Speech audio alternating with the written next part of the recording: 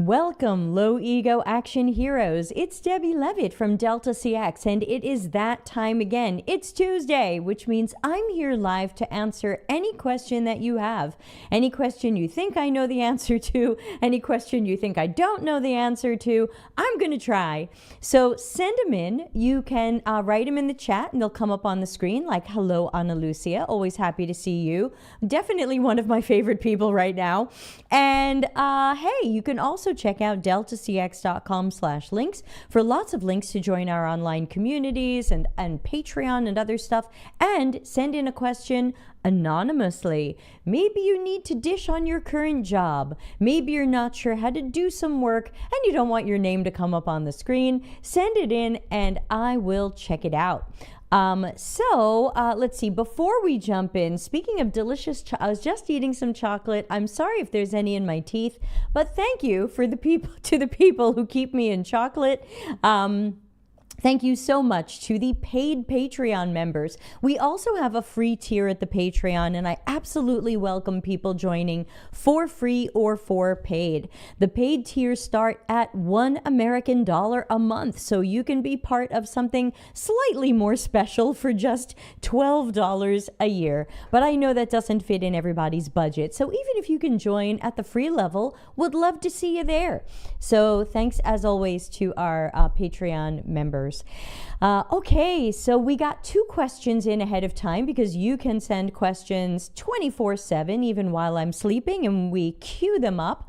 I've even got Zapier working overtime for me, not sponsored. Zapier is now taking all of your questions and dumping them into a Google Doc. So that's going to make it much easier for me. You don't want to know how it used to work. So let's get the first question queued up, and we've got the second question ready to go. Still a lot of copy paste for me, but whatever. All right. First question says this. I'm a UX researcher and I did 4 iterative rounds of usability testing. After each round, we were modifying the prototype to solve the usability issues found in the testing and adding new tasks for other features. In the last round, I had no major issues and generally positive findings. My questions are: 1. Is it normal to have no issues in usability testing? 2. I'm not sure how to write the report or what to include in it. Do I mention no issues were found and mostly positive feedback? 3. What are the next steps? Thank you. Okay, 3 questions in one, and I could joke 3 questions for the price of 1, but this is free, completely free. So let's take a look at these questions in order. First of all, giant claps to you. Where's my applause sound? Giant applause for you for running some usability tests and for running cycles of them so that we can keep making things better. So I'm happy you're working somewhere that appreciates that. So, is it normal to have no issues in usability testing? Well, I think on your 4th or 5th round, by then, you hope that you've got something that's pretty good. It's usually never perfect, but eventually you have to draw a line and say, okay, we could test this forever, but it's mostly amazing. Let's get it out there. It's up to you as the researcher to report on the priority or severity of anything that you found, because even if you only found 1 problem, if that is a large problem, a blocker, a 4 horsemen of bad UX, frustration, confusion, disappointment, or distraction, if it's something that's probably going to be really bad for the product or the user experience, you might want to say, look, we should really fix this before it goes out. So remember, you're not looking for numbers, you're looking more for severity. By the way, am I loud enough? I'm using my other mic today and it looks a little quiet. I can turn it up if people think so. So is it normal to have no issues? You could have no issues, but I don't think you have no issues because of something you said. You said the feedback is generally positive. That makes me think there was some feedback where there's room for improvement. So you probably don't want to write the report that says, hey, this was perfect, ready to go, no problems. You probably want to write the report that says, based on the tasks that we studied, this is looking good. These tasks were successful. When the tasks weren't successful or were delayed or the person did the wrong thing, here's what they did instead. This is how severe I find this issue to be. This is something we should fix now or soon or down the road. It's not so bad. So again, you are making strategic suggestions. But you might also want to say there was some negative feedback about this task or this interface. And again, I believe this is something we should fix now. I think this is something we should fix soon. I think this is something we could fix down the road. So you have to think about how this might affect the user experience. Does it summon any of the 4 horsemen of bad UX? Are in a circle, registered trademark, or does it summon, is it related to any of Larry Marine's task dimensions, which are manually intensive, high cognitive load, error prone, so easy for people to make mistakes, or knowledge dependent, relies on knowledge or savvy or experience that we think people have that they really don't. So, so that goes right into question number 2. What do you put in the report? Just what I said. Be honest. Don't try to make this sound better than it is, and you probably don't have to make it sound worse than it is. Where there were imperfections or issues, say what they are and say what severity they are. Recommend, do these need to be fixed before coding or release? Or are these low priority things that you think we could fix later? Also depends on your team's tolerance or threshold for some of these issues and for your UX team's thoughts on where do we draw the line? Because again, you could test and test and test and test forever, and you'll probably always find something, but eventually we have to draw a line and get it out there and prioritize any problems we find so that we can fix things later in the appropriate order. So what are your next steps? You're writing a report detailing what you found, what went well, what didn't go well, where there was positive feedback, where there was negative feedback, where you believe you've seen the 4 horsemen of bad UX or Larry Marine's task dimensions. He originally said detractors. Task dimensions and your strategic, actionable suggestions on what we should prioritize in what order. That's my recommendation. Thank you for writing in. I hope this helps. So I don't know if the next question came in from the same person or not, because questions come in anonymously, but here is another question about usability testing. And then let's check if, let's see, if I don't think we have any other questions yet, so send them in.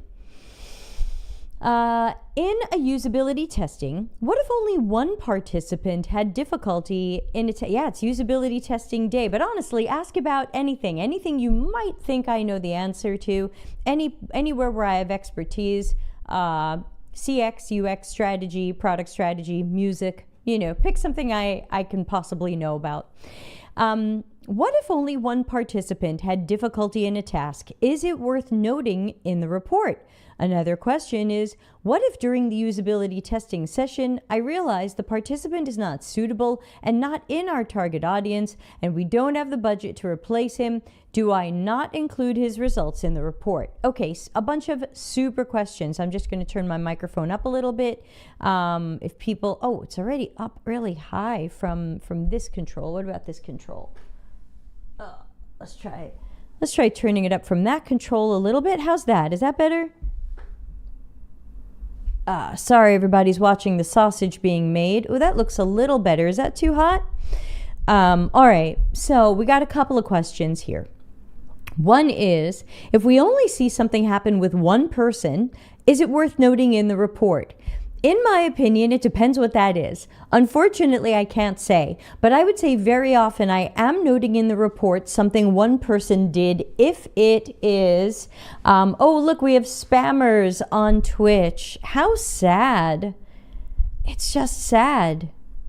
Just deeply sad. Oh, well, now I have to log into Twitch and ban you? So sad. No one can see your comment, Twitch people. 0 people. Losers. So I don't want to be judgmental, but losers.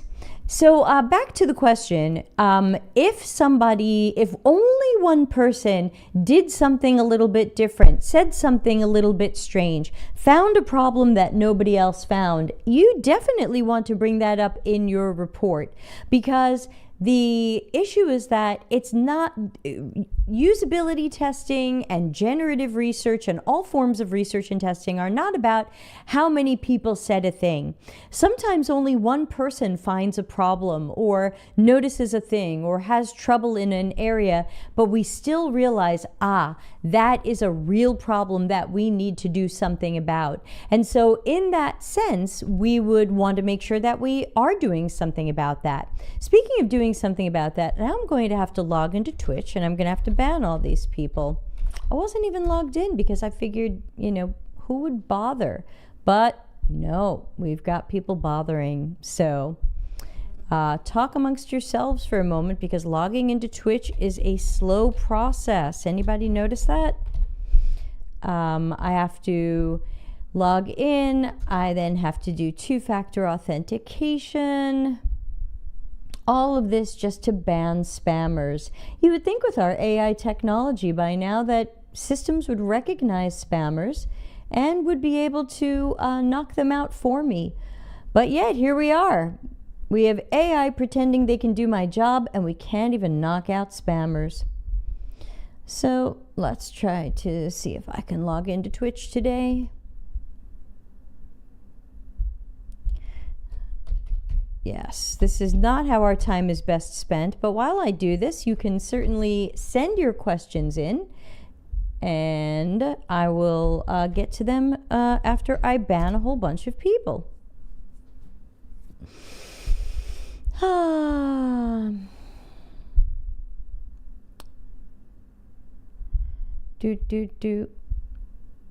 Stream manager. This is so slow motion. Slow motion.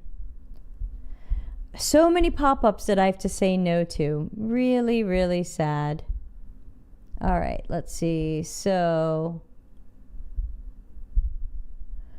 now why can't I ban these people? Does the system not recognize me?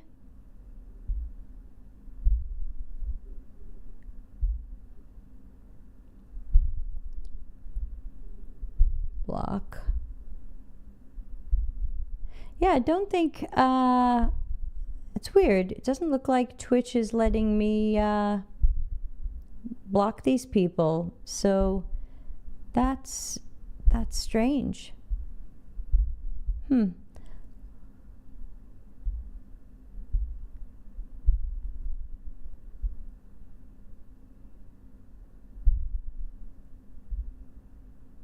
see. It takes like 12 clicks to do that. That's really sad. I'll have to deal with that later. Yeah, you can't even report it to Twitch. And I'm the administrator of the account, and I can't even block them. So, yeah, there are a lot of bots there. So it's unfortunate because you would, especially since all these bots are typing the same thing, you would think that Twitch could recognize that. So, I don't know. I'll have to check my settings. Sorry about that. All right, so let's go back to our questions, since that was an unsuccessful Twitch adventure and not worth my attention right now. All right, so yes, if only one person recognizes something in your research or testing, yes, you want to include it because sometimes it's a very important point. So that's up to you to figure out how important this is. And sometimes in my reports, I say one person noticed or one person did this strange thing. And even though it's only one person, it's still a pretty good point. It's still important that we noticed this. And so this is still something we need to take seriously. So it's not a matter of the most people doing it wins. Sometimes only one person does a thing or one person messes it up and they bring up an important flaw or point that we don't want to overlook. The second question here is, I did some research with someone and we didn't recruit them very well, and it turned out they didn't really fit into our target audience, and we had to pay them anyway, and now we don't have the money to go with someone else. Do I not include his results in the report? So that's a tough one. We had this happen at my day job recently. We had someone who we don't think told the truth on the screener survey, and so what we decided to do was we ended the session halfway through and offered them half the money. That was because the consent form didn't say anything about what happens if we're dealing with someone we think didn't tell us the truth. On my consent form at my Delta CX company, which is not my current Delta CX is my 24 hours job, but it's not my current day job. We didn't have anything in the consent form that said, if we find that you're being untruthful, we have the right to end the session without paying. I think if you had something like that in the future, you would then have the budget to replace that person. But once you feel like, I don't have any policies in place where I can end this without paying, then you're kind of stuck paying at least something, even if you end it early and say, look, I'm going to end this early, we'll give you half. But there were some sessions we did a year ago or a year plus ago, and the people could not do the session. We had one person show up so high on marijuana they couldn't conduct a conversation. And of course, that's your choice if you want to be high on marijuana. I don't care. I'm not going to tell you what to do. But if you show up to a research session and you can't carry on a conversation, we might end the session. And in that case, we did not pay those people because the way we word it is, if you complete a session, you will be paid. And so when we end a session early, we say we consider this session incomplete and you won't be paid. So I think that it would probably be important for you to clean up some of your policy language, like in your consent form, so that you can make sure that you have these little insurance policies for yourself in the future. Now, since this person was part of the research and you have some sort of results from them, do you include it in the report? To me, I would only include it in the report if I think this person is relevant, possibly part of the target audience, or if I think that they've brought up a really interesting point that we should think about. By mistake, participant number 3 was included in this study. It turned out they don't really fit into our target audience group, but since they went through the testing process, they noticed something interesting that nobody else found. So I think if they came up with something really interesting, I might include it. But again, we have to offer the caveat that this came from someone who kind of accidentally fell into the bucket and probably wouldn't have been included because they might not be in the target audience. So for example, if our target audience, if it's a B2B SaaS and we're looking to speak to engineering managers who are going to license this thing, and you end up talking to a school teacher from Kentucky, I might not include that. That person is so far out of the target audience. So hey, Professor Clemens is here. How you doing? Yep, if the user is not in the current user group, this user should not be in the report, but as this isn't their fault, yes. So you still are stuck paying them something. Oh, thanks, Ana Lucia, for reporting those Twitch accounts. I was going to go in as the administrator and block them, but for some reason it's not letting me. I will say that from my secret karaoke account on Twitch, we had no problem blocking a spammer at our karaoke live stream this weekend. We only had one spammer and there was a garbage can and a block signal next to their name. I'm not seeing that right now, but oh well. Next time I'll make sure I'm logged into Twitch in case we have these peeps. So all right, so let's get back to the question. So yes, if they point out something incredibly interesting that is probably true for the target audience, maybe we say something. But in general, if they're not in the target audience, they shouldn't have been included in the study, and therefore we typically don't include their data. So at the case at my job last week, we got about halfway through the interview, or maybe a third of the way into the interview with this person. It was going to get $50 American for their time, and I took the opportunity of it coming up slowly to use the excuse of, oh, it looks like our prototype's not coming up. Actually, it was really not coming up. But rather than waiting for it, I said, oh, it looks like our prototype won't come up. We can't continue. How about we offer you $25 for the time you've spent and for putting some time aside for us today? And the guy was like, yeah, okay, thanks. And we decided not to include their data in the study because we did have some answers to the first set of questions. All right, those are the questions that I got ahead of time today, because you can always send your questions to deltacx.com/links, and I queue them up and hold them close to my heart and get them ready for our future sessions. Let's see if there's any other ones. I don't have any other ones that are coming through the anonymous link on deltacx.com/links. You can also ask in the chat room, but it will pop up on the screen with your name, so you probably don't want to say, my boss is a dick and blah, blah, blah. Then it comes up with your name.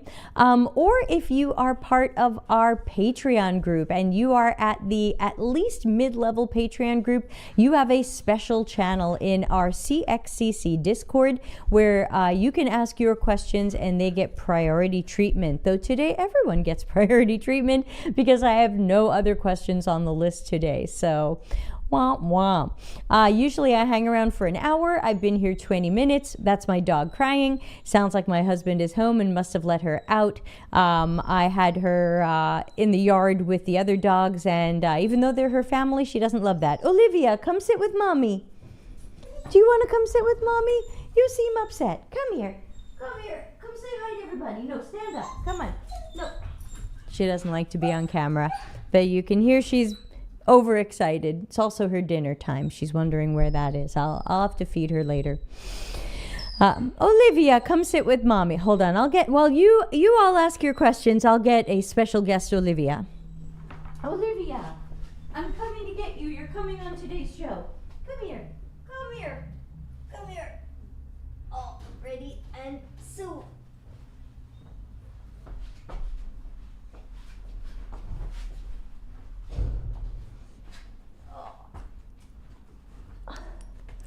Okay, so we have Olivia the dog. Do you have a question for Olivia the dog? You can ask Olivia a question.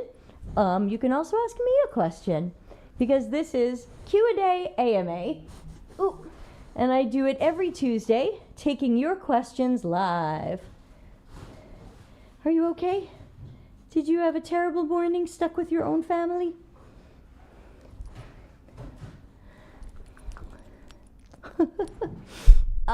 Well, we'll wait a few more minutes, and if nobody has any questions, we'll just wind down early today. But if somebody has a question, I am happy to take it. And of course, I can't play music, or I will be get a copy strike on YouTube. So I'll just remind everybody, don't forget to subscribe to CX-CC on YouTube, and join the Patreon. It's free. We do have paid levels, but you can join the Patreon for free and get rid of algorithms and be the first to know. I thought she's much bigger than I expected. Yeah, she's kind of a medium-sized dog. I think she's, 25 kilos? Hi, Olivia. What do you think about the latest fashion on non-human personas? Oh, let's talk about that. Let's ask. Let's see. Do you think that you could be part of a dog persona? You do? Okay. Maybe we have a good question today. Dog personas. Now let's see. If we talk about behavioral typologies, what would be Olivia's behavioral typology? Olivia is helpful. Olivia is jealous. Are you a smart shopper? Would you be a smart shopper personality? What else? Yes. Let's see. Picky. Let's see. Likes spicy food. No, now this is more traditional personas. This is like Cooper personas. Likes spicy food, has children. What kind of car do you drive? What kind of car do you drive? Mommy wants to know. All right, thanks for hanging out, Olivia. That was Olivia. She doesn't have a car. Now boot campers everywhere won't know what kind of persona to put her in. Okay, sorry. I was picking on boot campers a little bit. Please forgive me. Good morning, Brandon. What is something newbie UXers can focus on adding to their learning for AI? Oh, that's a tough one. Let's put that on the list of questions that we got today. And then I will also get it up on the screen. All right. I don't think those work. I would love to use non-human stakeholders. Right. If only I could report directly to dogs. Okay. So, I think of dogs as part of the experience ecosystem if they are potentially interacting with your product.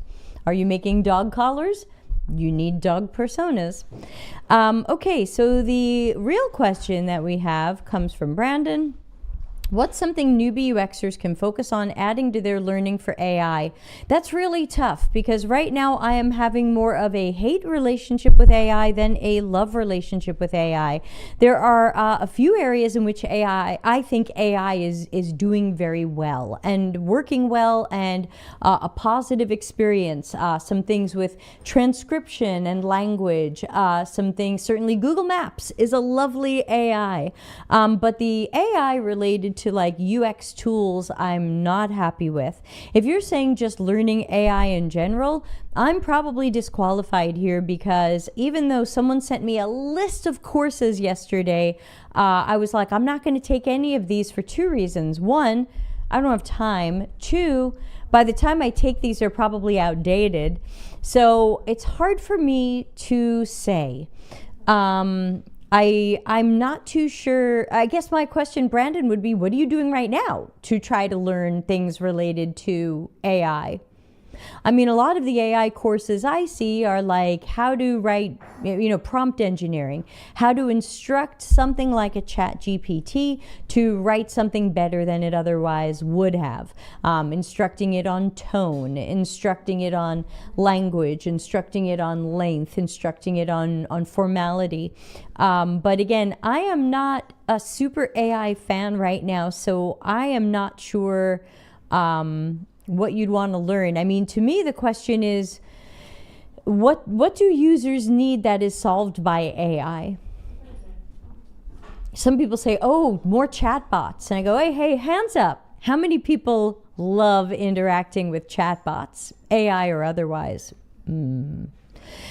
Brandon says, I haven't started. I use ChatGPT for brainstorming, but nothing solid. Yeah, and I use Claude, free version, sometimes to take transcripts of my videos and get me a summary that I can then rewrite into an article, because otherwise if I don't rewrite it, it doesn't sound like me and it just seems, you're like, who wrote this? So I am not sure.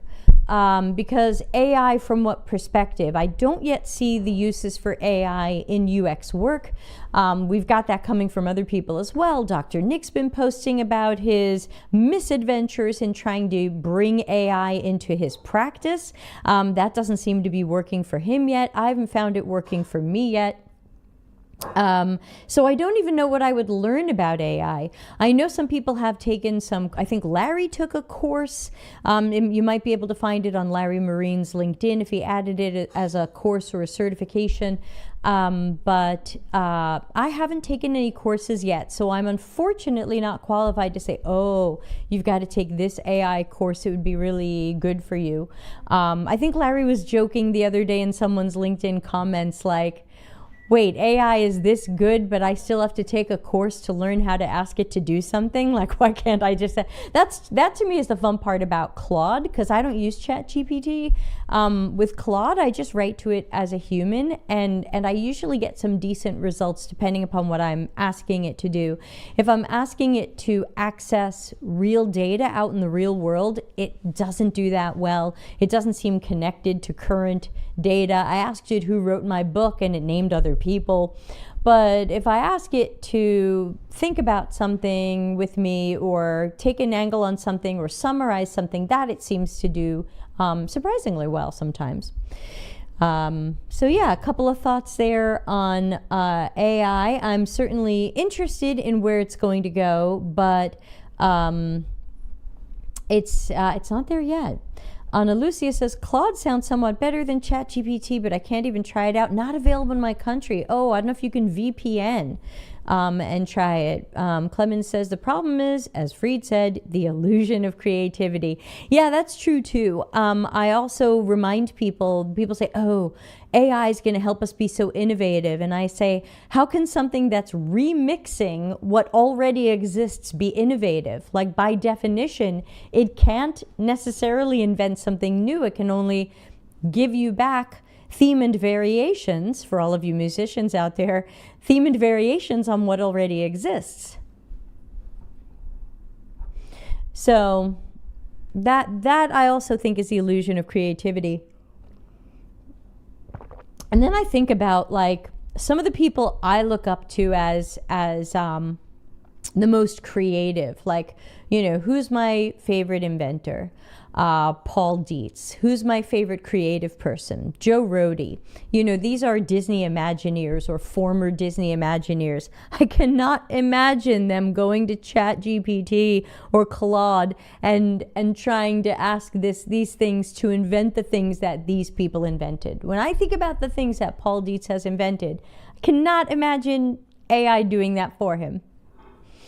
So yeah, so I know it helps people brainstorm, and it may help you think of something you haven't thought of before, but it's something someone else thought of before because it was trained on existing information. So you're getting an idea you didn't have, but you're getting an idea that someone else had. So, you know, just a warning there that even something that seems fresh to you might not be fresh, period, and might not be fresh or unique to your industry. And I sure hope you're not breaching anybody's patent. Oops, patents, yum, yum. I'm really hoping to get a patent this year, everybody. That's another of my secret things I'm working on. I filed a patent some years ago, and my patent lawyer thinks I could get it sometime this year. And then you know what I'm going to do? I'm going to immediately try to sell it.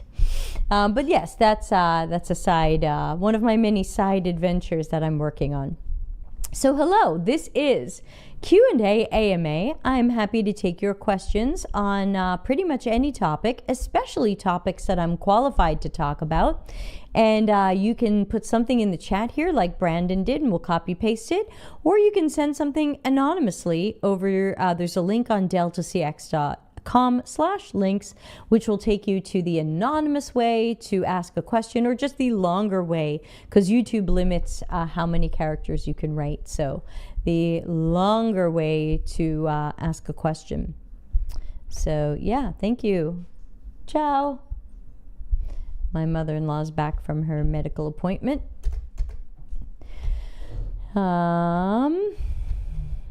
So yeah, so again, if we find that we don't have any more questions today, we can certainly end early. Otherwise, sometimes I'm here an hour or even longer taking people's questions. This is your chance to get free mentoring and coaching.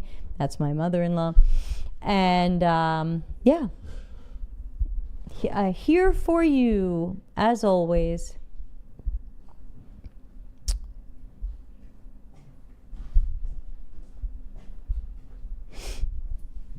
Hi, I'm doing office hours AMA. How's it going? Good. I'm about to get a coffee break. Coffee break, good. Ciao, sono dal vivo su YouTube. Ho visto. Ah. Sorry, just making sure my mother-in-law knows I'm live on YouTube so she doesn't start yelling wacky stuff or, you know, the usual. Lee, love to listen to you. Really looking forward to Grass. Yes, me too. So for those of you saying, what is this person talking about? Claude's not available in Europe at all. Oh, that's interesting. Yes, I I am logged in through American Google accounts when I access Claude, so I guess it must have carried that with it. So yeah, don't forget, Professor Clemens is involved with the World Usability Congress, which is mid-October in Graz, Austria. I will be there personally the whole week, as will some other peeps, so make sure you're checking out World Usability Congress. Okay, let's take a look at Inigo's question. Let's get it up on the screen. Give me a moment to copy paste. And okay, and then we'll answer Brandon's question as well. So let's start with Inigo's question. All right, people are asking questions now. Woohoo! Mina Maru. Okay, great. Lots of questions. I will get you all on the list. Please hold. It's a one-woman show, so we've got to do some copy paste. Oh. All right. Oh gosh, the copy paste is not going as well as usual. All right, so we have a question from Brandon saying, before Brandon, sorry, Inigo. I would like to know if there is any framework available to execute strategic design. And I would say, yeah, I've got some of that in the late chapters of my Customers Know You Suck book. And then I've rewritten that and slightly updated it a bit and put it in an article that we just did a webinar on last night. So the video is only available for paid Patreon members right now. It'll be available to the public in 2 weeks. That'll be episode 232, Shift from Product First to Product Last. But I also spell it out in the article of the same name. So just go to Google and write, I have it on Medium and I have it on LinkedIn, but if you write Medium, Levitt, shift from product first to product last, you should find the article. The second half of the article, I go into my high-level strategic framework for finding and solving problems. And essentially it's human-centered design mixed with critical thinking. You know, I didn't invent anything. I'm just giving you the steps that I recommend that we take to be more problem and user and customer focused over being feature and product management focused. So I would say, instead of repeating the entire webinar that I did last night, note you want episode 232. If you're not a paid Patreon member, at least join for the free version, because when that video goes live, you will be notified, and that's the way to go. So we have video notifications on Patreon. We also have them in our Slack and Discord channels. So you can't miss it if you're hanging out there with us, as I hope you will. So I would say, again, instead of me repeating an entire thing here, I would say go look at that, even though I know that's not everybody's favorite answer. People sometimes feel like, hey, I'm here now, just answer my question. But it would be really long, and we did 40 minutes on it last night, so I'm going to move on to some other questions and just reference myself. Shift from product first to product last. Check out that article and let me know if there's follow-up questions. Brandon asked, have you seen UX being done really well at any higher education institutions, or anything cool you're doing at yours? So my current day job, which evidently might end at the end of June, since I'm a contractor and it sounds like I might not get renewed, which is common for contractors. That's why I'm interviewing right now. Who wants to hire me? I have no idea what they're teaching at my school, because I am in the enterprise technology department building tools and systems for students, faculty, and staff. I have no idea what they're teaching. People write to me like, "Dear Professor Levitt," and I'm like, no, I'm not a professor here. I have no idea what they're teaching or how they're teaching it, so I cannot even say if ASU's program is good or not good. I'm not familiar with it, and I have no interaction with it. Done well at higher ed institutions. I used to have a lot of, let's highlight that one again. I used to have a lot of respect for the master's degree at Washington State. But I heard that in the past years they changed it from a really good, deep, high quality degree in HCI or whatever it was to being very design thinking, and obviously losing a lot of that depth. So that would be one that I wouldn't recommend anymore. That's what I mean, not on the academic side. Oh. Yeah, I think I am seeing some things done well. So first of all, I'm not familiar with anything in the academic world other than the school where I work now. I've only seen our tools. I have not seen any other academic tools. It's been decades since I've been in university somewhere. My master's degree was online. I thought they had an interesting learning system, but I didn't necessarily love the content. So from a UX perspective, the learning system for the MBA that I took online was pretty neat. Content, didn't love. But who cares? I got the degree. For where I'm working now, we are doing some very interesting things that are mostly secret. And yeah, we're researching, we're testing, we're making them better. High-level stakeholders are listening to our suggestions. I would have to say ASU is mostly getting it right. I remember when I joined, we had a team meeting at one point, and our manager asked, like, have you ever seen any deceptive design at ASU? And there were just a couple of answers. Like it wasn't like an endless list of, oh yeah, they're doing this and they're doing this. Like it was really minimal, and I thought that was pretty good. So I would say that while I can't speak for what's happening at other universities or higher education institutions, I think ASU does really try to walk the walk. Professor Clemens says, this really depends on the course you're talking about. If it's more human factors, IA, interaction design, or UI design, empirical studies. Yeah, it turns out Brandon wasn't talking about that at all. They were really talking about not the academic side, more what I'm doing. I'm in the enterprise technology department, at least for the next 2 months. All right, let's look at the next question. And thanks to people for getting involved and sending in questions. I always like when this is a conversation, and you're always welcome to answer other people's questions if you have an opinion. Good hint, if they address ISO standards, they don't make stuff up. Yes, that's another good point.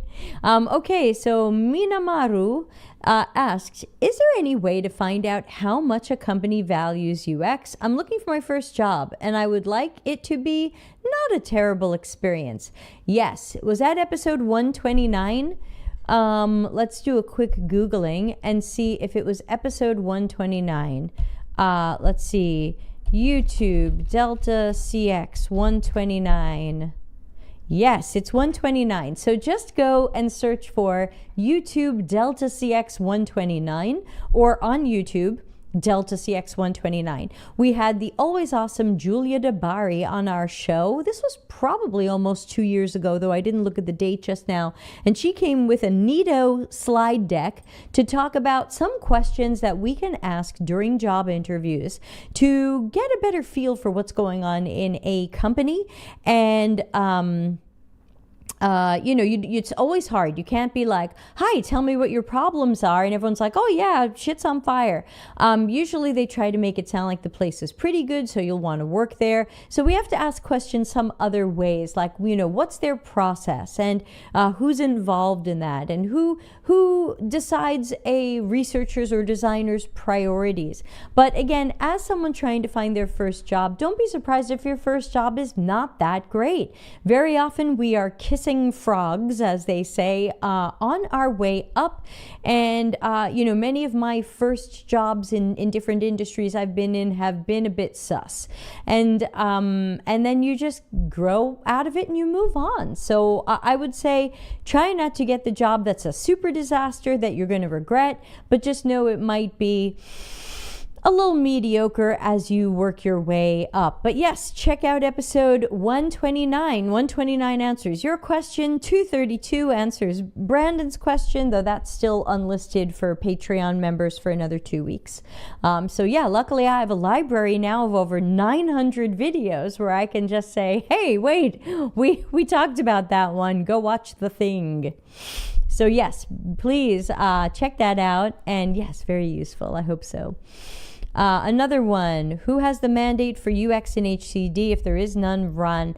Yeah, I had a job interview this morning, and they talked a lot about challenges, problems, things that are messy in their company, things that are not going right in the UX department or for the UX workers. And I love those interviews. Love, love, love. And I would be coming into this company potentially, if I get the job, as a leader. This would not be an IC job. And I love this stuff. I don't want to work at the company where they say, oh, everything in UX is going so great. I go, well, then you don't want me. So I love when people tell me their challenges. And I thought the people I spoke to this morning were considering I'm a stranger and I'm just interviewing for a job, they were fairly open about some of their challenges and some of the data that tells them what's going wrong. And they asked me, like, what would you do about this? And of course, I can't give them the exact thing I would do because I don't have all the information. But I can say, they say, how have you approached this in the past? And I say, well, this is how I've dealt with this in the past, and this is how I would approach it now. So yeah. Hopefully, yes, experienced people can walk into companies that are a disaster or know they're having some struggles or some challenges. And it sounds like this company wants to improve and wants to change. And that's where I always feel like I'm a fit. I'm not a fit for the company that is it has challenges, which is nearly every company, but doesn't want to change or acts like we're doing it right, everything's going great. That's probably not going to be the right company for me. So fingers crossed for this round, the job interviews for company I won't name, company X. They will remain nameless, but who knows? Hopefully I'll be through these interviews in a few weeks and have some good news. I'm excited. All right, we've got another 15 minutes together. If anybody has a question, I'm not seeing anything coming through the anonymous questions. Thanks to people who've been asking questions in the live chat today. Both ways are welcome. Thank you, Ana Lucia, for the good luck wishes. Yes. For interviews, I'm just regular me. I wore this sweatshirt. I didn't stand up and show it off, but I'm just regular me. I look like this.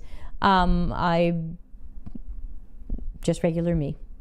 So be regular you. If they don't want regular you, you're going to be wearing a mask a lot, and that's going to be exhausting. So says me.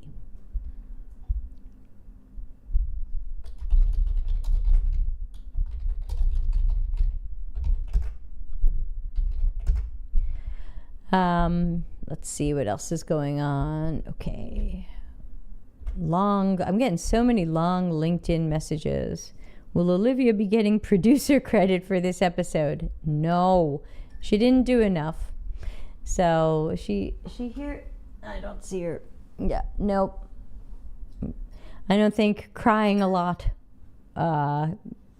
qualifies you as a producer. You would not get a producer job by showing up and crying a lot.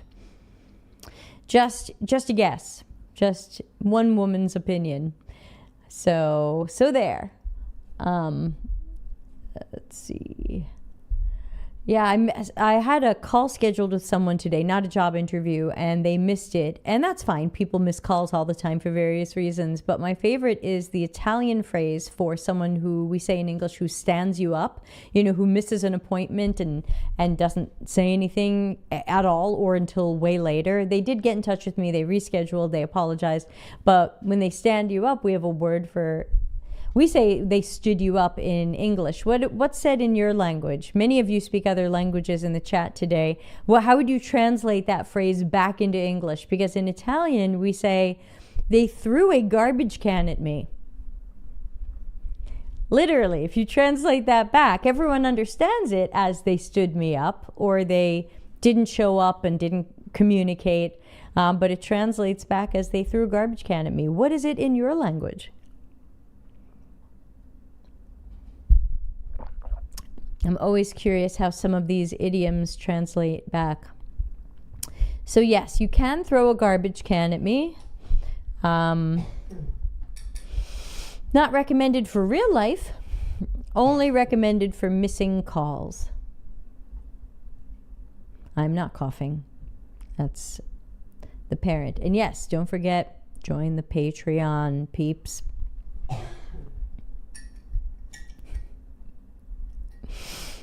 I didn't use the noise canceling microphone today. I was so confident I was going to be home alone, and then boom, people, dogs. But luckily, nice people, nice dogs. So yeah.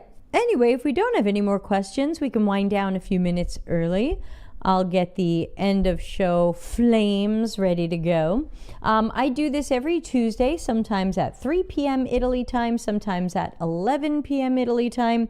When I get a new job, those times will change. Those of you who've been following me a while know that sometimes the times I do live streams change based on my jobs. So at least through the end of June, those are the times. If you are watching this after June 2024, check cxcc.to/events to see when the heck is Q&A AMA. They put me a rabbit. Oh, that's good.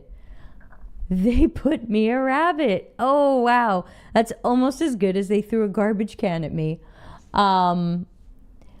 In Portuguese, it's equivalent to English. They left you hanging. Okay, that's true. We say that as well. They stood me up or left me hanging. That's true. Oh, I like they put me a rabbit. Sarah, what language is that, if I can ask? That's a goodie. I like that. Anything in German or Austrian German? Oh, French. Okay. Professor, if you're still here, I think you speak Austrian German? Hochdeutsch? They have let me sitting down, okay? Close, okay. They left me all alone. All alone. Yeah, they have let me sitting down. That's got some nice dark drama to it. Still not as highly dramatic as they threw a garbage can at me, but yeah. Oh, languages are fun. All right, so if you have a question, let me know you're typing one right now so I don't end the show. But I don't see anything coming in. And remember, if you have a question between now and next Tuesday's show, ask it. If you send it in through deltacx.com/links, the link on that page, I save it and I will include it in next week's show. Oh, just German, fake Austrian dialect. Okay, I couldn't remember who was the Austrian in your coupling. So I guess your partner is the Austrian and you are the German. Alrighty. So I guess I'm going to wind it down, but left me in the rain. Oh, more drama and sadness. Where's my rain? So I hope people won't leave you in the rain. And everybody, I hope you're having a super week. If you're looking for a job, good luck. If you're at a job, good luck. And let's see, I think we have no show tomorrow. So the next show this week will be Friday. The last Friday of each month is our critical thinking stream where we truly set fire to some strange things out there. And that one is the only show we still do on the Delta CX YouTube channel. The rest of them are here on the CX-CC YouTube channel. So I will see everybody soon and I'll flame us out of here and have a great rest of your day. Bye.